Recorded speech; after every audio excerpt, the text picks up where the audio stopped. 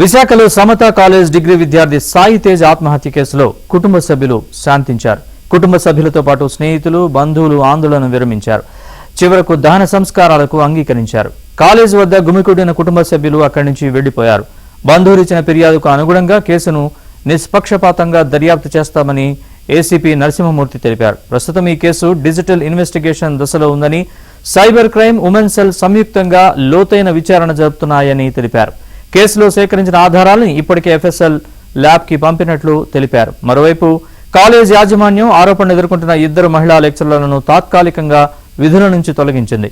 కేసుకు సంబంధించిన తదుపరి విచారణ వివరాలను కుటుంబ సభ్యులకు ఎప్పటికప్పుడు అందజేస్తామని అధికారులు పేర్కొన్నారు.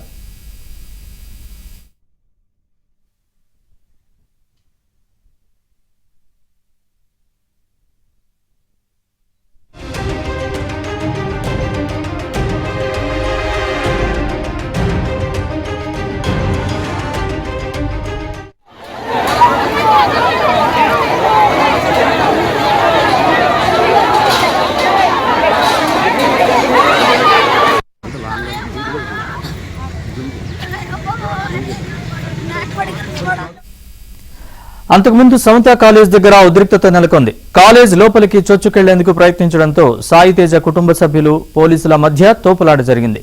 కాలేజీ భవనం పైకెక్కి దూకేస్తామంటూ విద్యార్థులు బెదిరించారు. మీకేమైనా జరిగితే మీ తల్లిదండ్రులు భరించలేరంటూ పోలీసులు వారిని వారించారు. భవనం పైనుంచి కిందికి దిగాలంటూ మైక్లో అనౌన్స్ చేశారు.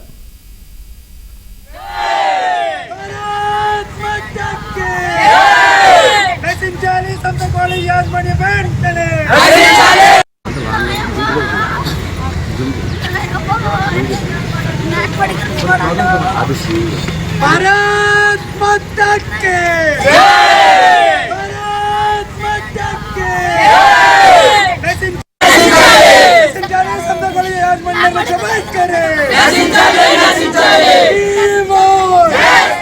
न्याయం జరగాలి, న్యాయం జరిగితే తల్లిదండ్రులకు వెంటనే న్యాయం జరగాలి, న్యాయం జరిగితే తల్లిదండ్రులకు సంధించాలి. సమతా కాలేజ్ యాజమాన్యం వెంటనే సమతా కాలేజ్ యాజమాన్యం వెంటనే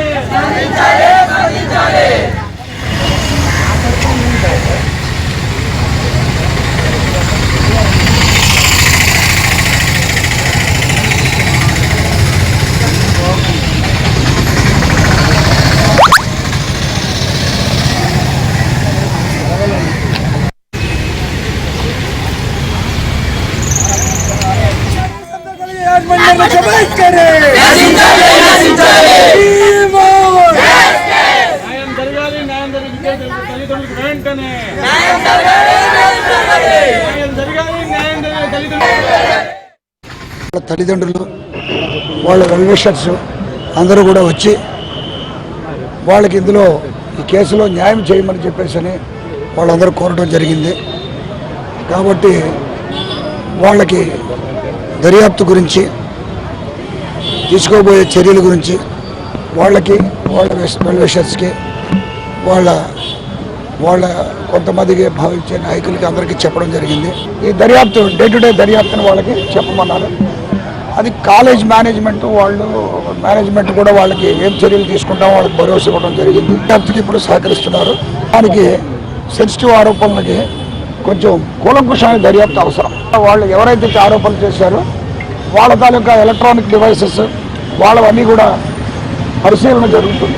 సైబర్ క్రైమ్ టీం దర్యాప్తు చేస్తున్నారు, ఉమెన్ ఆఫీసర్స్ దర్యాప్తు చేస్తున్నారు. దాని తర్వాత ఎఫ్ఎస్ఎల్ పంపిన తర్వాత మెసేజెస్, ఫొటోస్ ఏమైనా ఉంటే రిట్రైవ్ చేస్తారు. రిట్రైవ్ చేసిన తర్వాత ఆ ఫోటోలు కానీ, ఆ మెసేజ్లు కానీ మనకి సూసైడ్ చేసుకోవడానికి లీడ్ చేస్తే, డిపార్ట్మెంట్ టు కమిట్ సూసైడ్ అంటే అదే కదా వాళ్ళు చెప్పింది. వాళ్ళు ఈ సూసైడ్కి వాళ్ళ కారణం అంటున్నారు. వాళ్ళ కారణం అయితే ఖచ్చితంగా వాళ్ళ మీద, ఎవరి కారణం అయితే వాళ్ళ మీద, వాళ్ళ ఎలక్ట్రానిక్ డివైసెస్ అన్ని చూస్తే ఎవరి కారణం అనేది మెసేజెస్ చూస్తే ఎవరి మెసేజ్లు ఉన్నాయో, ఏమైనాయో, చనిపోయాడు కాబట్టి ఆయన వెర్షన్ మనకు రాదు కాబట్టి ఆయన ఎలక్ట్రానిక్స్ డివైసెస్, తద్వారా ఆరోపణ చేసిన వాళ్ళ ఎలక్ట్రానిక్ డివైసెస్ అన్ని కూడా చెక్ చేయడం జరుగుతుంది. దాని తర్వాత మనం ఒక అవగాహనకి దర్యాప్తు మీద రావడం జరుగుతుంది.